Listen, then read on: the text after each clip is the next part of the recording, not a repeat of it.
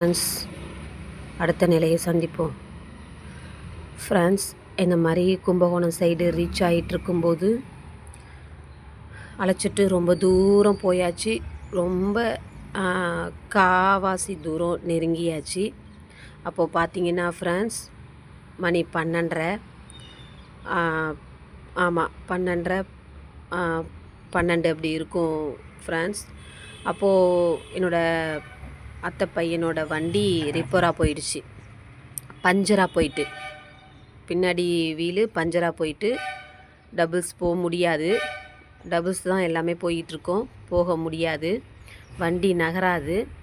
அப்படி இருக்கும்போது வண்டியை எங்கேயாவது போட்டுட்டு வா, நம்ம காலையில் எடுத்துக்கலாம், டைம் ஆகுது, சீக்கிரமாக போய் சேரணும், அப்போது தெரிஞ்சு போயிடும், சீக்கிரம் வா, நம்ம அன்டயத்துலலாம் போய் விடிய காலில் இந்த மாதிரி போனோம்னா நம்ம இங்கே அழைக்க வந்தது வீட்டில் இல்லாததெல்லாம் தெரிஞ்சு போயிடும் அப்படின்னு நான் சொல்லிகிட்டு இருக்கும்போது என்னோடய அத்தை பையன் இது என்னோடய அக்காவுக்கு கொடுத்த புது சீர்வரிசை வண்டி, இதை விட்டுட்டு நான் வரமாட்டேன், வண்டி காணா போயிடும், எங்கன்னு போடுறது, நம்ம நிப்பாட்டிட்டு போனோம்னா வண்டி வராது, அப்போ காணா போய்டுன்னு சொல்லி வரமாட்டேன்னு சொல்கிறாப்புல.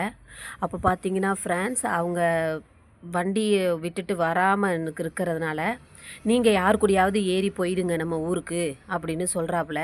அப்போது எனக்குள்ள பயம், நாங்கள் இப்போ 2 பேரும் மட்டும் போனோம்னா அத்தைக்கிட்ட என்ன ரீசன் சொல்கிறது, எதுவுமே சொல்ல முடியாதே, அத்தை யார் என்ன ஏதுன்னு கேட்பாங்களே, நீயும் வந்தேன்னா உன்னோட ஃப்ரெண்டுன்னு சொல்லலாம், வேலைக்காக அழைச்சிட்டு வந்தேன்னு சொல்லலாம், நான் உன் கூட வந்தேன்னு சொல்லலாம், இப்போ நான் என்ன ரீசன் சொல்ல முடியும், இவனை கூட சேர்த்து வச்சு பேசுவாங்களேன்ட்டு நாங்கள் பேசிக்கிட்டு ஆள் மாற்றி ஆள் பேசிக்கிட்டே ஒருத்தர் மாற்றி ஒருத்தர் அந்த வண்டியை ரோட்டில் தள்ளிக்கிட்டே என் அத்தை பையன் வரான். வண்டியை முன்னாடி பக்கம் வச்சு தள்ளிட்டு பின்னாடி நாங்கள் ஒருத்தர் மாற்றி ஒருத்தர் தள்ளிக்கிட்டே பாதி தூரம் ஓடியாச்சு. ரொம்ப பாதி தூரம் ஓடிட்டோம்.